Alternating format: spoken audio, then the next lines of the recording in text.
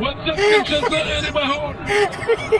نجد جزائري يعاني منه الدفاع المغربي. قرار كان سليم. الجزائر والمغرب جماهير قوية حاضرة في هذه المباراة بألوانها المغربية والجزائرية، وأكيد الأقدام ستكون نارية وقوية. المغرب المتأهل بقوة كأمن خط وجود والجزائر على طول وراء على طول، مما يؤشر على مباراة فيها الأهداف بكل تأكيد. نتمناها مواجهة كروية تقود الروح الرياضية العالية والتدخل الجزائري منذ بداية شعلة المباراة. هذا هو اللي يكون في الانتظار بكل تأكيد.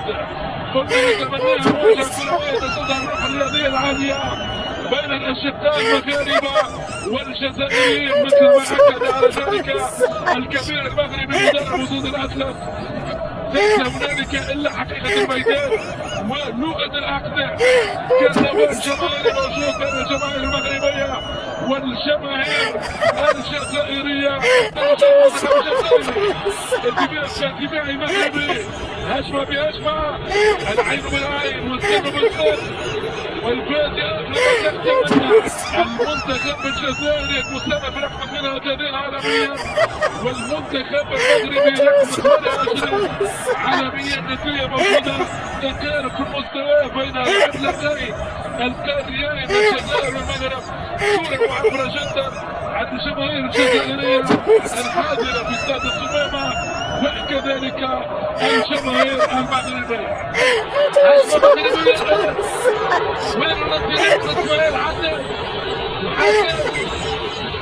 شوف يعني احتكر الكرة ممكن المنتخب الجزائري من إعادة التمركز الدفاعي. يتحرك المنتخب المغربي والحكم يكتب النهر. إصابة طبعا للاعب الجزائري في منطقة الدفاع المغربية. يطلب الاسعاف هذه الكرة حبيب الجماهير المغربية. شنو هذا؟ ما هذا؟ وايش هالليلة؟